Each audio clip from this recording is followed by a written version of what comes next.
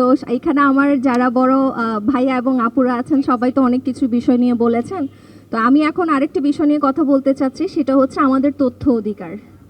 তো আমরা যেহেতু আমাদের একটা যোগাযোগের সমস্যা আছে, আমরা কেউ কোনো কিছু বললে, কেউ যদি আমাদেরকে কোনো কিছুর আশ্বাসও দেয়, সেটাও কিন্তু আমরা বুঝতে পারি না যে আমাদের জন্য কি করবে কি করবে না, সেটা আমরা আমাদের সমস্যাগুলোও বোঝাতে পারি না।